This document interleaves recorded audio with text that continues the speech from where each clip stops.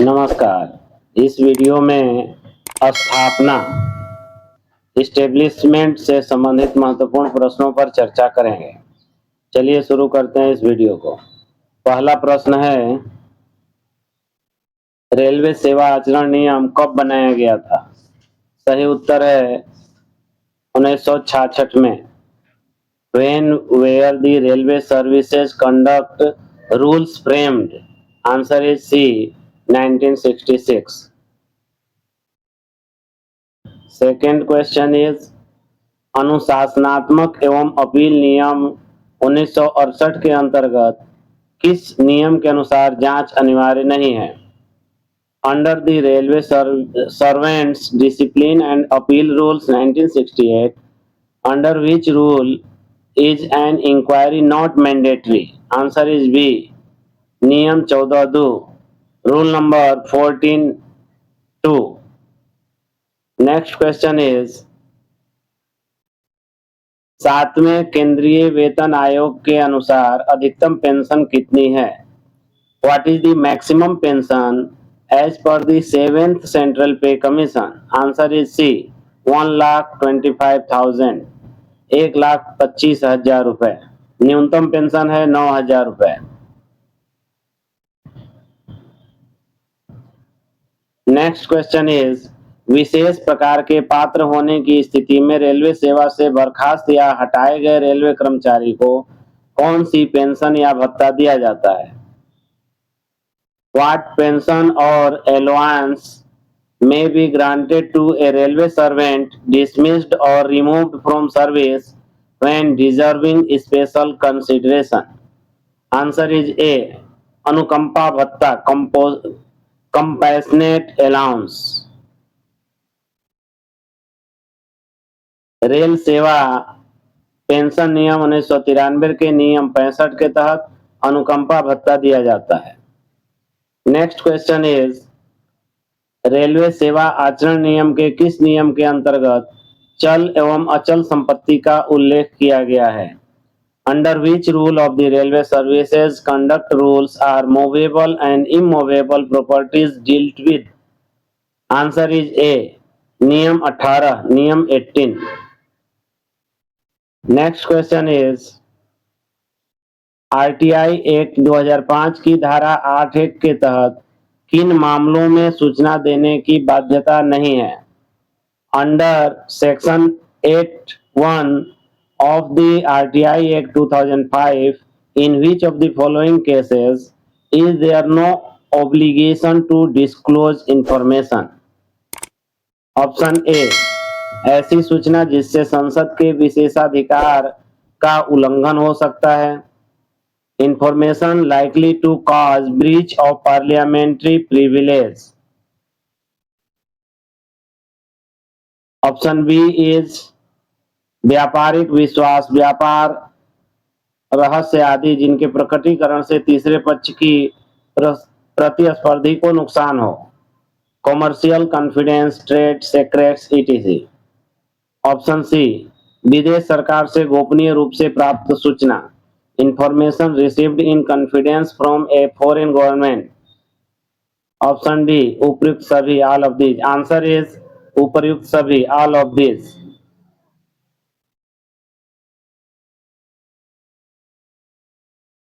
Next question is, किसी अधिकारी द्वारा कार्य पर रिपोर्ट करने के बाद उसे किसी विशेष पद पर नियुक्त करने के लिए सरकार के आदेश की प्रतीक्षा की अवधि को क्या माना जाएगा? The period of waiting for government orders after reporting for duty before being appointed to a particular post is treated as, answer is A, duty। प्रतीक्षा की अवधि को ड्यूटी माना जाता है। नेक्स्ट क्वेश्चन इज, रेलवे सेवा आचरण नियम 1966 के किस नियम के अनुसार रेलवे कर्मचारी आवंटित सरकारी आवास को उप पट्टे पर नहीं दे सकता?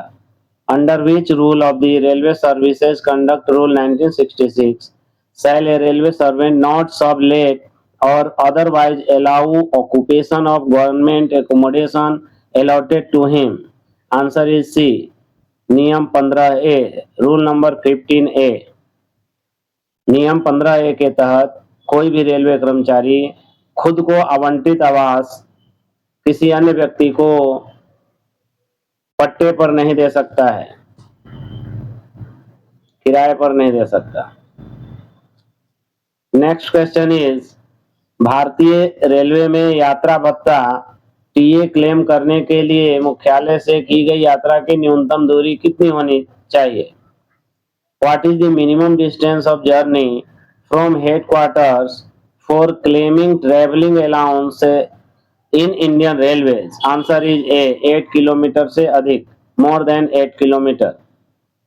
नोट, ध्यान देने वाली बात है, कर्मचारियों को दुर्घटना स्थल पर जाने और कार्य करने पर बिना समय या बिना दूरी की बाध्यता के पूर्ण दैनिक भत्ता मिलता है। इसमें समय और दूरी की बाध्यता खत्म हो जाती है जब कोई भी कर्मचारी दुर्घटना स्थल पर ड्यूटी पर जाता है, उसे पूरे दिन का दैनिक भत्ता मिलेगा।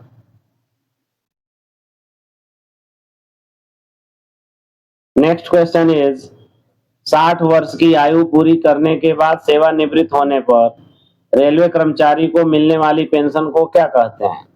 What is the pension called when a railway servant retires on attaining the age of 60 years? Answer is C, superannuation pension, अधिवर्षिता पेंशन या सेवानिवृत्ति पेंशन। इसमें अधिवर्षिता पेंशन शब्द को भी ऑप्शन में रखा है ताकि कभी कभी सेवानिवृत्ति पेंशन न लिखकर अधिवर्षिता पेंशन शब्द देता है, तो नए कर्मचारी उसे समझ नहीं पाते हैं, इसलिए इसे इसमें शामिल किया है। तो इस पर गौर करें। नेक्स्ट क्वेश्चन इज, स्थानांतरण में लोकेशन बदलने पर अधिकतम समग्र स्थानांतरण अनुदान सीटीजी कितनी न्यूनतम दूरी के लिए दिया जाता है? When a transfer involves a change of station, for what minimum distance is maximum composite transfer grant admissible? Answer is C, 20 kilometre, 20 kilometre. स्थानांतरण में लोकेशन बदलने पर 20 किलोमीटर से अधिक दूरी पर पूर्ण सीटीजी, अधिकतम सीटीजी प्राप्त होता है, जो बेसिक का 80% होता है। 20 किलोमीटर से कम दूरी पर हमें अपने बेसिक का 1/3 सीटीजी के रूप में प्राप्त होता है। कभी कभी यदि आवास बदलना शामिल न हो तो हमें सीटीजी नहीं प्राप्त होता। सीटीजी उसी स्थिति में प्राप्त होता है जब कर्मचारी का ट्रांसफर हुआ है और वह अपना निवास बदल रहा हो। यह सीटीजी की राशि निवास बदलने की स्थिति में ही दी जाती है। यदि ट्रांसफर की अवस्था में निवास नहीं बदलता है तो सीटीजी नहीं देय होगा।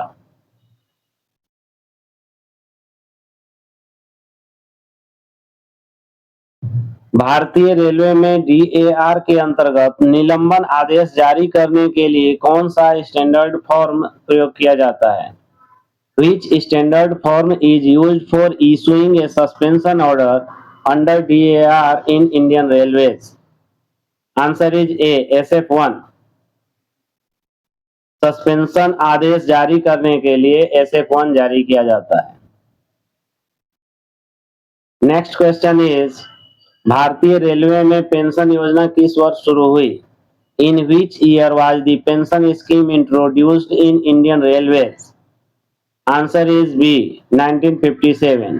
भारतीय रेलवे में पेंशन योजना 1957 से शुरू हुई। नेक्स्ट क्वेश्चन इज, कर्मचारी हित निधि स्टाफ बेनिफिट फंड की मुख्यालय स्तर की समिति के अध्यक्ष कौन होते हैं? Who is the chairman of the headquarters level staff benefit fund committee? Answer is C, PCPO, प्रमुख मुख्य कार्मिक अधिकारी, principal chief personnel officer.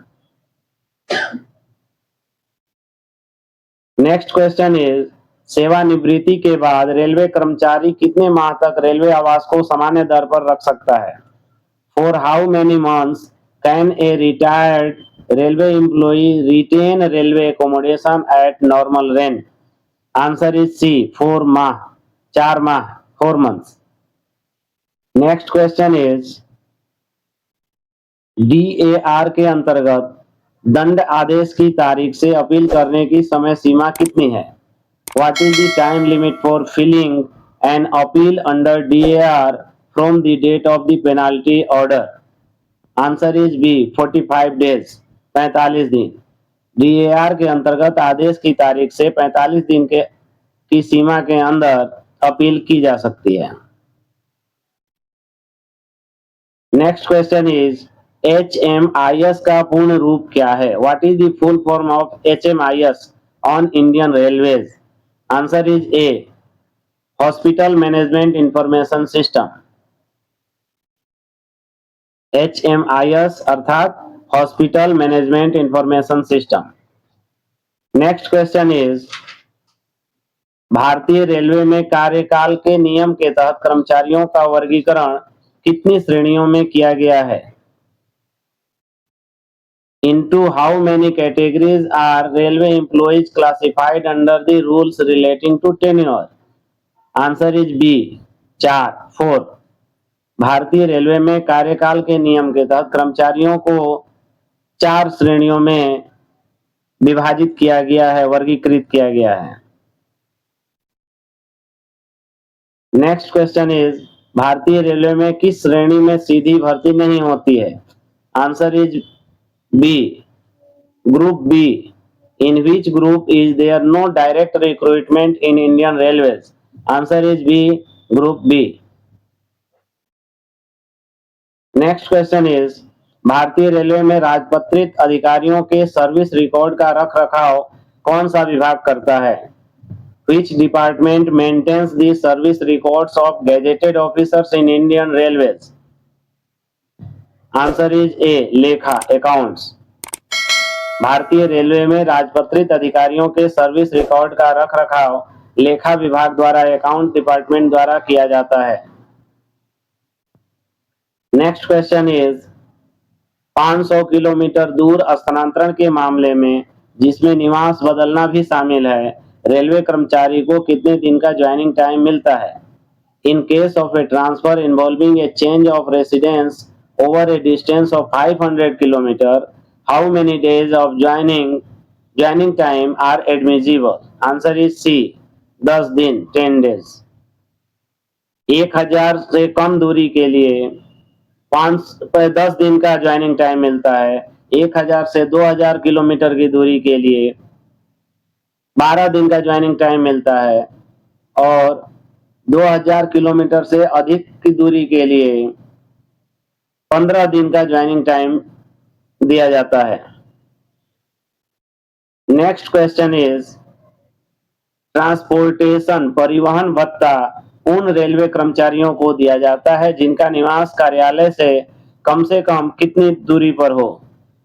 Transport allowance is admissible to railway employees whose residence is at least how far from the office? Answer is D.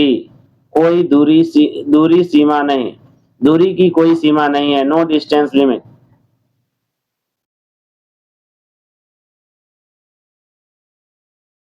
Next question is एक राजपत्रित railway कर्मचारी अपने 3 महीने के मूल वेतन के बराबर राशि का भुगतान अपने बेटे की शिक्षा फीस के लिए करता है. इस चल संपत्ति के लेन देन के लिए उसे क्या करना होगा? A gazetted railway employee pays an amount equal to 3 months basic pay towards his son's educational fees. What is required regarding this movable property transaction? Answer is C. लेन देन की तारीख से 1 माह के भीतर सरकार को report to government within 1 month. अधिकारी को 1 महीने के भीतर सरकार को रिपोर्ट करना होगा. नेक्स्ट क्वेश्चन इज निम्नलिखित में से कौन सा कार्य सामान्यतः जांच किए बिना नहीं किया जाना चाहिए? Which of the following actions should ordinarily not be taken without holding an inquiry. Answer is D. बड़ी शास्ति लगाना, imposition of major penalty. Major penalty में जांच अनिवार्य होता है। मात्र नियम 14(2) के तहत विशेष परिस्थिति में जब जांच नहीं किया जा सकता, उस परिस्थिति में नियम 14 के तहत किसी भी कर्मचारी को बर्खास्त किया जा सकता है या निलंबित किया जा सकता है। नेक्स्ट क्वेश्चन इज, सेवानिवृत्ति के बाद एक ग्रुप बी अधिकारी को क्षेत्रीय रेलवे द्वारा पुनः नियुक्त किया गया है, वह कितने सुविधा पास और कितने पोस्ट रिटायरमेंट कम्प्लीमेंट्री पास के लिए पात्र होगा? A group B officer has been re-employed by a zonal railway after retirement. How many privilege passes and post-retirement privilege passes will be entitled to? Answer is B. 6 एवं 0, 6 and 0। सेवानिवृत्ति के बाद पुनः नियुक्ति पर 6 सेट पास की सुविधा प्रदान की जाती है, परंतु पहले से प्राप्त पोस्ट रिटायरमेंट पास दोनों एक साथ नहीं दिया जाता। पुनः नियुक्ति पर कर्मचारी को, सेवानिवृत्त कर्मचारी को 6 पास दिया जाता है। नेक्स्ट क्वेश्चन इज, यदि कोई ग्रुप ए रेलवे अधिकारी अपनी सेवानिवृत्ति की तारीख के कितने वर्ष के भीतर कोई कॉमर्शियल एम्प्लॉयमेंट स्वीकार करना चाहता है, तो उसे सरकार की पूर्व अनुमति लेनी होगी। If a group A railway officer wishes to accept commercial employment within how many years of retirement, prior government permission is required? Answer is D. 1 year. 1 वर्ष। 1 वर्ष के भीतर यदि ग्रुप ए रेलवे अधिकारी कोई कॉमर्शियल एम्प्लॉयमेंट लेना चाहता है तो उसे सरकार से परमिशन लेनी होगी। नेक्स्ट क्वेश्चन इज, 82 वर्ष की आयु के रेलवे पेंशनर को सामान्य पेंशन के कितने प्रतिशत के बराबर अतिरिक्त पेंशन मिलती है? A railway pensioner aged 82 years is entitled to additional pension equal to what percentage of basic pension? Answer is B. 20%। अतिरिक्त पेंशन के नियम, rules for additional pension. Aged 80 to 85 years, below 85, 20% additional of the basic pension। 80 और उससे अधिक परंतु 85 वर्ष से कम की आयु के कर्मचारी को मूल पेंशन का 20% अतिरिक्त प्राप्त होता है। Aged 85 to 90 years, below 90, 30% additional of the basic pension। 85 और 85 वर्ष से अधिक परंतु 90 वर्ष से कम आयु के कर्मचारी को मूल पेंशन का 30% अतिरिक्त भत्ता प्राप्त होता है, अतिरिक्त पेंशन प्राप्त होता है। Age 90 to 95, below 95, 40% additional of the basic pension. 90 और 90 वर्ष से अधिक परंतु 95 वर्ष से कम आयु के कर्मचारी को मूल पेंशन का 40% अतिरिक्त पेंशन प्राप्त होता है। Age 90 to 95 to 100 years, below 100 years, 50% additional of the basic pension. 95 वर्ष या 95 वर्ष से अधिक परंतु 100 वर्ष से कम आयु के कर्मचारी को मूल पेंशन का 50% अतिरिक्त पेंशन प्राप्त होता है। एज 100 years और मोर, 100% additional of the basic pension. 100 वर्ष या उससे अधिक होने पर रेलवे कर्मचारी को मूल पेंशन का 100% अतिरिक्त अर्थात डबल पेंशन प्राप्त होता है।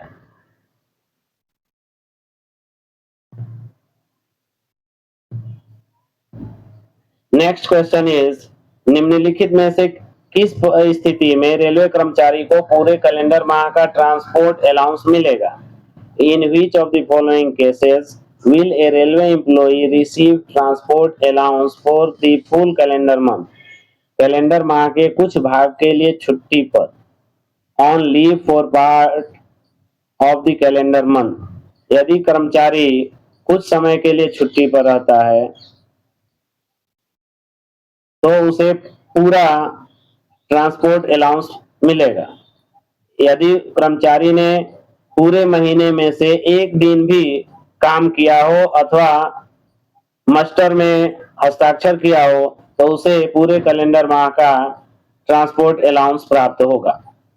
परंतु यदि कोई कर्मचारी एक दिन भी पूरे माह में नहीं आया है, अनुपस्थित रहा है या उसे सस्पेंड किया हुआ है पूरे महीने तक, या वह पूरे महीने तक छुट्टी रहता है, उस पूरे कैलेंडर माह में एक दिन भी उसकी हाजिरी नहीं लगती है तो उसे ट्रांसपोर्ट अलाउंस नहीं मिलेगा।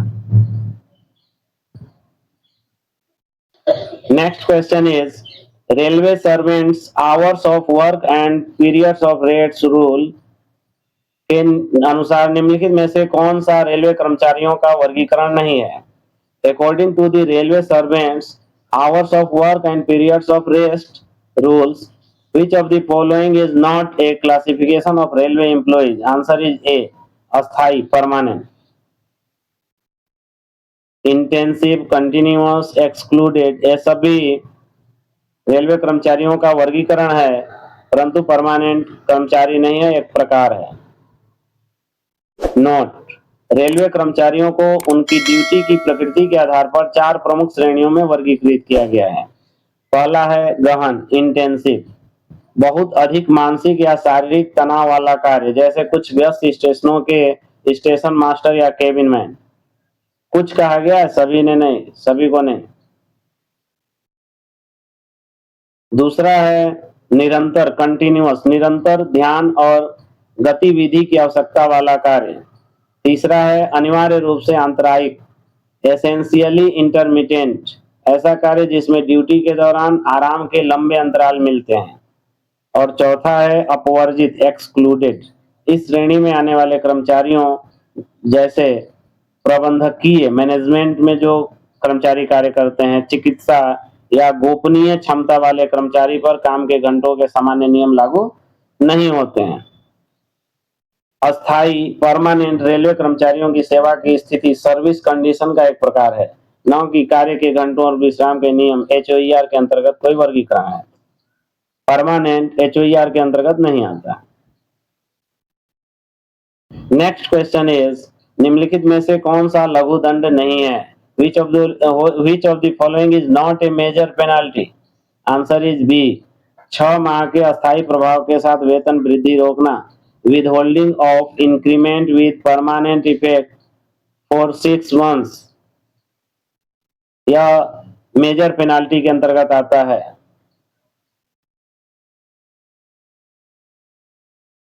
Next question is paternity leave को किसके साथ जोड़ा जा सकता है? Paternity leave can be combined with LAP, LHAP, LWP। Answer is D, सभी विकल्प, all of the above. Paternity leave, पितृत्व अवकाश, यह अवकाश बच्चे के जन्म से 15 दिन पहले या जन्म के 6 महीने के भीतर लेनी होती है। निर्धारित समय सीमा के भीतर नहीं ली जाती है तो वह व्यर्थ, लैप्स हो जाती है। इसे न तो आगे के लिए जोड़ा जा सकता है और न ही इसके बदले किसी प्रकार का नगद भुगतान प्राप्त होता है। Next question is staff benefit fund से निम्नलिखित में से कौन सी गतिविधियां वित्त पोषित की जाती हैं? Which of the following activities are financed from the staff benefit fund? Option A, महिला सशक्तिकरण गतिविधियां, women empowerment activities. Option B, उच्च तकनीकी या व्यावसायिक शिक्षा के लिए बच्चों को छात्रवृत्ति, scholarships for higher technical professional education of employees children. Option is C, homoeopathy सहित स्वदेशी चिकित्सा प्रणाली, indigenous system of medicine including homoeopathy. Option D, सभी विकल्प, all of these. Answer is D, सभी विकल्प, all of this. Staff benefit fund से उपरोक्त सभी गतिविधियां वित्त पोषित की जाती हैं। सबके लिए स्टाफ बेनिफिट फंड से धन का मुहैया कराया जाता है। नेक्स्ट क्वेश्चन इज, सेवानिवृत्त रेलवे कर्मचारी पर पेंशन में कटौती का दंड लगाने के लिए दंड स्वीकृत करने हेतु सक्षम प्राधिकारी कौन है? Who is the competent authority to sanction a penalty involving reduction in pension of a retired railway employee? Answer is B, राष्ट्रपति, प्रेसिडेंट। सेवानिवृत्त रेलवे कर्मचारी पर पेंशन की कटौती लगाने हेतु सक्षम प्राधिकारी राष्ट्रपति होता है, भारत का राष्ट्रपति। नेक्स्ट क्वेश्चन इज, किसी रेलवे कर्मचारी को कब निलंबित किया जा सकता है? When can a railway employee be placed under suspension? Option A, उसके विरुद्ध अनुशासनात्मक कार्यवाही प्रस्तावित हो, disciplinary proceedings are contemplated. Option B, अनुशासनात्मक कार्यवाही लंबित हो, disciplinary proceedings are pending. Option C, आपराधिक मामले की जांच चल रही हो, investigation of a criminal case is in progress. Option D, A सभी, all of the above. Answer is D, all of the above, A सभी। सभी परिस्थितियों में कर्मचारी को सस्पेंड किया जा सकता है, निलंबित किया जा सकता है। नेक्स्ट क्वेश्चन इज, DAR के अनुसार निम्नलिखित में से कौन सा लघु दंड नहीं है? Which of the following is not a minor penalty under DAR? Answer is ए, विभागीय परीक्षा पास न होने के कारण वेतन वृद्धि पर रोक, withholding of increment for failure to pass departmental examination. विभागीय परीक्षा पास न होने के कारण कोई वेतन वृद्धि पर रोक नहीं लगाया जाता है या कोई दंड नहीं है। अन्य सभी दंड की श्रेणी के अंतर्गत आते हैं। Next question is, foreign service का क्या अर्थ है? What is meant by foreign service? Answer is D, Bharat या राज्य या केंद्र शासित प्रदेश की संचित निधि के अलावा किसी अन्य स्रोत से वेतन प्राप्त करना। रिसीविंग पे from a source other than the consolidated fund of India और ए स्टेट और union territory. Next question is, किसी रेलवे कर्मचारी को जो वेतन या छुट्टी वेतन प्राप्त नहीं कर रहा है, दिया जाने वाला मासिक अनुदान क्या कहलाता है? The monthly grant paid to a railway employee who is not receiving pay और leave salary is called. Answer is A, निर्वाह भत्ता, subsistence allowance. Next question is, pay matrix के लेवल 11 पर वेतन वाले रेलवे सर्विस पद को किस रूप में वर्गीकृत किया जाएगा? A railway service post carrying pay at level 11 of the pay matrix is classified as. Answer is C, group A gazetted. Level 11 का पद ग्रुप ए अधिकारियों का पद कहलाता है। लेवल 10 से लेवल 17 तक का पद ग्रुप ए गैजेटेड की श्रेणी में आता है। नेक्स्ट क्वेश्चन इज, रेलवे में ग्रुप ए सर्विस में भर्ती किस माध्यम से हो सकती है? Recruitment to group A services in railways can be made through. Answer is D, A सभी, all of the above.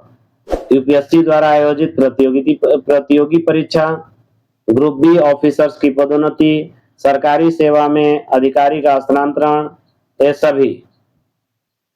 Recruitment to group A service in railways can be made through competitive examination conducted by UPSC, promotion of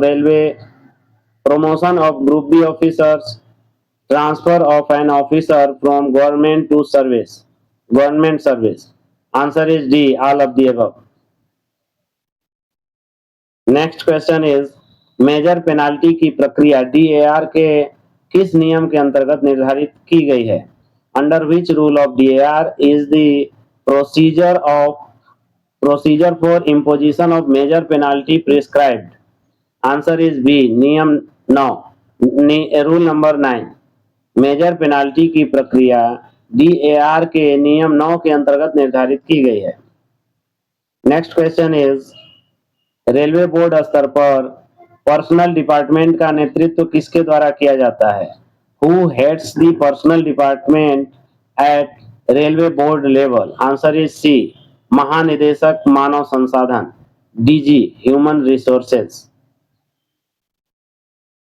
next question is, कौन सा conduct rule railway कर्मचारी को दहेज देने या लेने के लिए उकसाने से रोकता है? Which conduct rule prohibits a railway employee from awaiting the giving or taking of dowry? Answer is A, नियम 13A1, rule number 13A1। Next question is, मान्यता प्राप्त ट्रेड यूनियनों के पदाधिकारी रेलवे कर्मचारियों के स्थानांतरण संबंधी विवाद में अंतिम प्राधिकारी कौन है? Who is the final authority in transfer disputes involving railway employees who are office bearers of recognized trade unions? Answer is B, महाप्रबंधक, जनरल मैनेजर। मान्यता प्राप्त ट्रेड यूनियनों के पदाधिकारी रेलवे कर्मचारियों के स्थानांतरण संबंधी विवाद में अंतिम प्राधिकारी महाप्रबंधक होते हैं। नेक्स्ट क्वेश्चन इज, PH65 के लिए प्लान हेड कोऑर्डिनेटर कौन है? Who is the plan head coordinator for PH65? Answer is B, PCPO। यह प्रशिक्षण और मानव संसाधन विकास से संबंधित है। PH65 प्रशिक्षण और मानव संसाधन विकास से संबंधित है। Next question is, permanent retirement account number PRAN कितने अंकों का होता है? How many digits does the permanent retirement account number contain? Answer is C, 12 अंक। प्रान 12 अंकों का होता है। प्रान नंबर 12 अंकों का होता है। Answer is C, 12 digits. Next question is, महिला कर्मचारियों को कितने दिनों का मैटरनिटी लीव मिलता है? How many days of maternity leave are admissible to female employees? Answer is C, 180 days, 180 days। 180 दिनों का मिलता है, 6 महीने या 26 सप्ताह। नेक्स्ट क्वेश्चन इज, MACPS के तहत किसी कर्मचारी पर विचार करने के लिए वर्तमान में आवश्यक न्यूनतम बेंचमार्क क्या है? What is the minimum benchmark presently required for considering an employee under MACPS? Answer is B, बहुत अच्छा, वेरी गुड। यदि किसी कर्मचारी को वेरी गुड मिला है तो उसे MACPS के अंतर्गत पदोन्नत किया जा सकता है। नेक्स्ट क्वेश्चन इज, पहले आयोजित ट्रेड टेस्ट में असफल कर्मचारी का पुनः परीक्षण पहले टेस्ट की तारीख से कितने समय बाद किया जा सकता है? After how much time can an employee who failed the first trade test be retested? Answer is C, 6 महीने, 6 months। पहले आयोजित ट्रेड टेस्ट में असफल कर्मचारी का पुनः परीक्षण पहले टेस्ट की तारीख से 6 महीने बाद किया जा सकता है। यह 6 महीने की अवधि आमतौर पर पिछले ट्रेड टेस्ट के परिणाम घोषित होने की तारीख से गिनी जाती है। नेक्स्ट क्वेश्चन इज, सेवानिवृत्ति के बाद रेलवे कर्मचारी को रेलवे एकोमोडेशन रखने की क्या सुविधा है? What accommodation attention facility is available to a railway employee after retirement? Answer is C, दोनों, बोथ, अर्थात 4 माह सामान्य किराए पर और अगले 4 माह शैक्षिक या बीमारी के आधार पर सामान्य किराए के 2 गुने पर।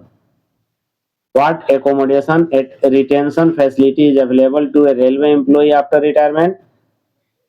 A, 4 months at normal rent, and B, next 4 months at double normal rent on educational or medical grounds. Answer is C, both। Next and last question is, trade union के पंजीकरण के लिए आवेदन करने हेतु आवश्यक सदस्यों की न्यूनतम संख्या कितनी है? What is the minimum number of members required for applying for registration of a trade union? Answer is C, 7। Trade union के पंजीकरण के लिए आवेदन करने हेतु आवश्यक सदस्यों की न्यूनतम संख्या 7 है। इस प्रकार यह वीडियो पूर्ण होता है। वीडियो को पूरा सुनने और देखने के लिए आप सभी का बहुत बहुत धन्यवाद। वीडियो पसंद आता हो तो कृपया लाइक करें, चैनल पर पहली बार आए हो तो कृपया इसे सब्सक्राइब करें और अपने मित्रों को शेयर करें। Thank you so much.